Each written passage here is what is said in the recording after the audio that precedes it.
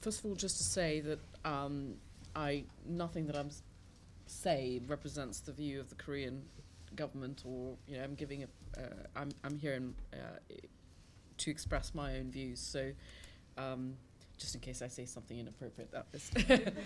um, Let me start by saying that I think that the Korean government has done something really extraordinary, because I think if it wasn't for them, I'm not sure that development would in fact really be properly on the agenda for the G20. They fought quite hard for it. They were successful in getting it on the agenda. And the decision of the G20, in consultation with other development actors, and particularly the UN system and the G8 and others around who've been working in development for a lot longer than the G20, have been clear that the G20's role should be focused on its area of comparative advantage, which is, it's an economic forum. It should focus on economics. It should not focus on areas of the social elements of development, or try and take on the role of either the UN system or other actors. And secondly, because it's a rather odd mix of donors and recipients and emerging economies, it's also not the right forum to talk about aid issues. So that's the constraint of how the G20 will approach development. Our starting point was that there was an extraordinary story in Korea, that it's the only country, I think other than Oman, that has gone from being a low-income to a high-income country within basically one generation. So it's kind of living proof that this can be done.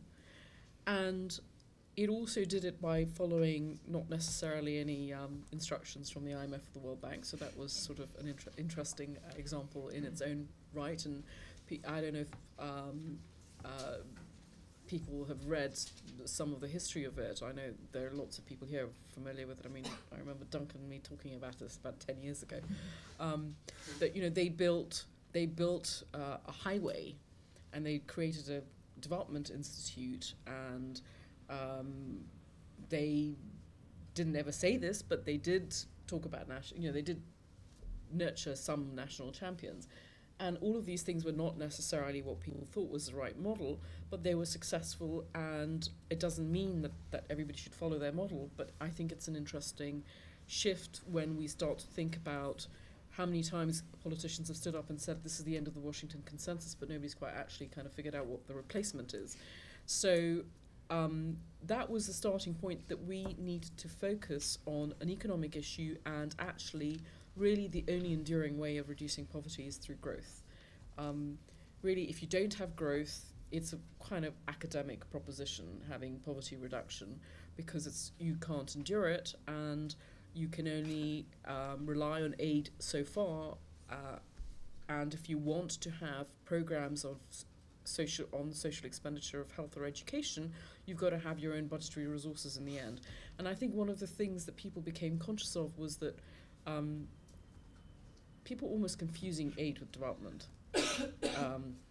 And they were forgetting that the purpose of aid was to not need it, and they were forgetting that essentially its purpose is an investment, not as a charity. And I think that we wanted to bring it back to reminding people that while the MDGs are the outcomes, the means to get there is not a singular issue. And actually all of the studies and all of the evidence that we then gathered to make our case showed us that the lowest number we found for the contribution of growth to poverty reduction was 80%, and the highest was 97%. So essentially, if you really want to do poverty reduction, you've got to have growth. So we have made growth the central development agenda item for the G20. We set up a development working group which has a lot of actors on it. It has all the regional multilateral banks and the World Bank and the UN and everybody. And we did some work on evidence and some work that just comes out of negotiations, because that's the way life is. And we have they've alighted on 9 pillars, as they call it, areas that are important and central and potentially neglected. Infrastructure, particularly regional infrastructure, particularly ensuring that we maintain and rehabilitate aging infrastructure as opposed to just, the sexy new, building something. The creation of skills that can allow for jobs, which is not to say that primary education is important or the MDGs that relate to education are not important, but truthfully we're not able to attract in certain parts of the world, particularly in Africa, new industries and manufacturing and jobs because there's insufficient skills and we don't have enough of a focus on employable skills. Trade, you'd all be familiar with both the access and the capacity to trade. Food security, because it's very central, and one of the things that we focused on is resilience. And I want to emphasize this because resilience captures 2 or 3 elements of the type of growth that we're looking at. We're looking at inclusive, sustainable, enduring growth. And while we have had spurts of growth in lots of different low-income countries, they don't sustain, and sometimes there are both external or internal shocks that then erode the gains from growth. So we've got to find a way in which you both accelerate growth, but you also maintain it.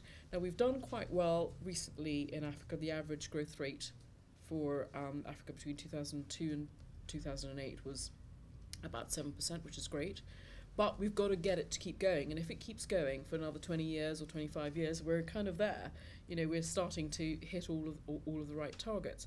The good news is there is some evidence that there has been a reduction in these shocks since 1995. The level of shocks and the impact of those shocks has reduced.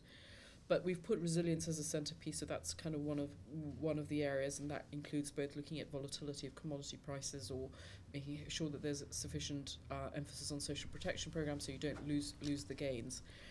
Access to finance, by which I don't mean just microfinance. I understand the importance of microfinance, but if you are in a low-income country, quite often, and you're starting up a business and you're employing a few people, you can't get access to bank finance, and the very simple reason is that in almost any low-income country that grows, the banking system is based on deposits that you get. You take your deposit at 5% and you lend it to the government, who's issuing bonds at sort of 17%, and you don't have to get out of bed to find anybody who's a real borrower to kind of create jobs. So you really have to work at this. And China or Korea or India, all of these countries have got government interventions in the banking system, either through the creation of development institutions, development banks, or some other mechanism. And these are important ways of looking at, these are alternative models that need to be looked at. Now, Dirk has now got to remind me about the ones that I've forgotten.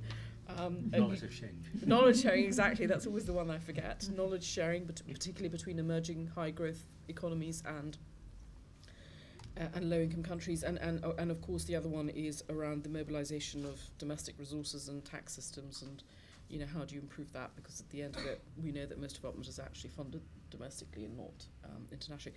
That's the agenda. The one thing that's different about the G20 from the G8 is that it's quite democratic internally. I mean, it might not be the most democratic in terms of its representation relative to non-G20 members, but inside it, you can't go off and just decide what you want to do as a chair country. You have to have a process. Everybody has to buy into it. And secondly, if you agree to a specific set of actions, then it has to be attached to the communique. It's an action plan. You have to attach it to the communique. You have to say who's going to do what and by which deadline. And if that action point is not met, then it has to go back to the finance ministers or the leaders with an explanation of why.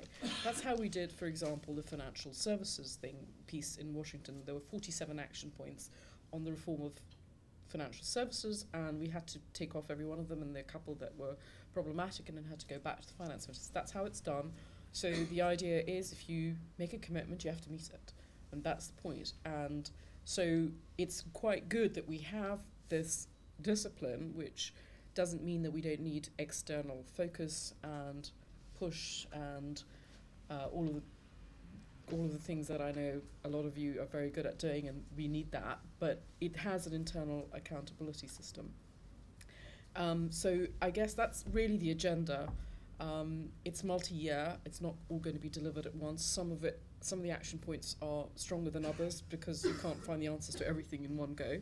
But the idea is that we keep coming back to it within this framework. And it's trying to create a new way of looking at development and a new way of looking at the MDGs. It's not really new. I mean, we all know this, but it's just the focus and the emphasis somehow seems to have shifted in the development communities for the last few years. Brilliant. Thank you very much.